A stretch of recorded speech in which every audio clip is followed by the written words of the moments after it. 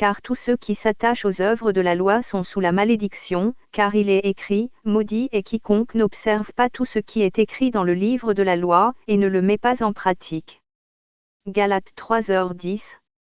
La loi de Moïse donnée sur la montagne Sinaï par l'Éternel avait pour but de vivre selon les ordonnances de Dieu. Au commencement, il n'en était pas ainsi, c'est à cause de la dureté du cœur de l'homme que notre Sauveur a donné la loi. La loi inspirée par Dieu et partagée par Moïse sur des tables de pierre donnait accès à la connaissance du péché. Car nul ne sera justifié devant lui par les œuvres de la loi, puisque c'est par la loi que vient la connaissance du péché. Romains 3h20. Cette loi donnée par Dieu a permis pendant un temps de vivre selon les ordonnances divines selon la chair, puisqu'uniquement les prophètes ou les Lévites avaient la grâce de recevoir le Saint-Esprit. Cette loi avait une autorité nationale car elle était pratiquée par tous les Juifs de l'époque et elle comportait 3 sous-parties, puisqu'elle avait des règles selon le culte comme le sacrifice d'animaux agréables à l'Éternel, pour la repentance par exemple, lien, selon la moralité comme l'interdiction d'adultère sous peine de lapidation. Ils dirent à Jésus, Maître, cette femme a été surprise en flagrant délit d'adultère. Moïse, dans la loi, nous a ordonné de lapider de telles femmes, toi donc, que dis-tu?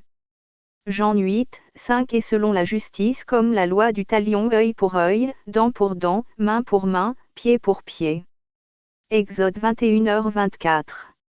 Jésus-Christ par son sacrifice à la croix a accompli cette loi parfaitement en se sacrifiant une fois pour toutes pour la rémission de nos péchés, pour nous donner accès à la vie de l'Esprit et à l'autorité sur le monde spirituel. Aujourd'hui nous ne sommes plus sous ce pédagogue. En effet, si la première alliance avait été sans défaut, il n'aurait pas été question de la remplacer par une seconde.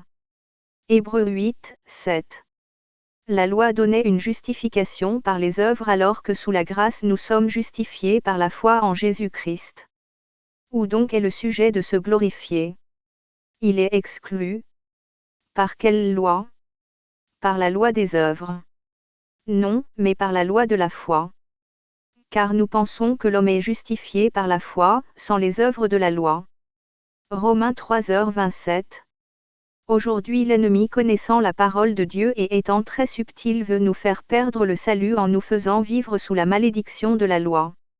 Beaucoup de doctrines en ces temps de la fin veulent nous mettre un joug que très peu ont pu supporter. De plus en plus, des faux prophètes viennent perturber la foi des chrétiens avec des faux enseignements basés sur la loi de Moïse comme la dîme, la sabbat, la sacerdoce pour des élus, la consécration par l'huile d'onction, la justification par les œuvres. Toutes ces choses sont des pratiques de la loi et nous ne devons plus les vivre car Jésus-Christ nous a affranchis et nous libérés de la loi.